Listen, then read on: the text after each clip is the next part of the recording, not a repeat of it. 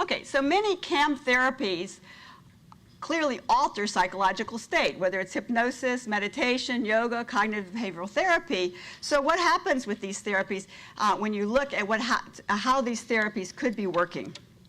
So first of all, hypnosis is something that we studied quite a long time ago, and we looked at basically, here's pain intensity ratings with a heat stimulus, pain unpleasantness ratings with a heat stimulus. This is 47 degrees on the arm.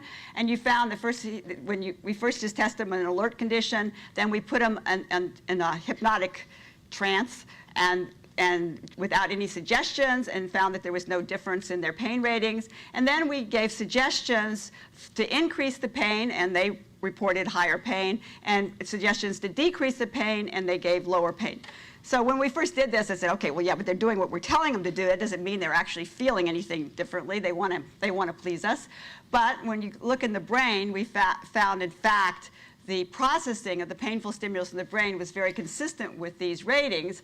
And since I'm going over a lot of things, we did two types of suggestions. We did suggestions that were targeting the perception of the intensity of the pain. We did other suggestions that were targeting how much the pain bothered the person, where the person would feel, we told them to feel the pain, feel the burning sensation, and they learned to reinterpret it as more or less pleasant.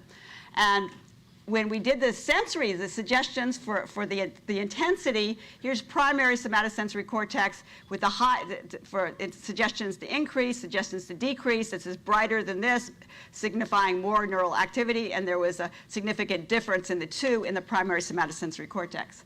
On the other hand, when we gave the emotional suggestions that increased the unpleasantness of the pain without changing the intensity, or they decreased the unpleasantness, bright, less bright, and here's the difference, showing the statistical difference, so that we could modify the activity either in the somatosensory cortex or in the cingulate cortex, depending upon the types of suggestions.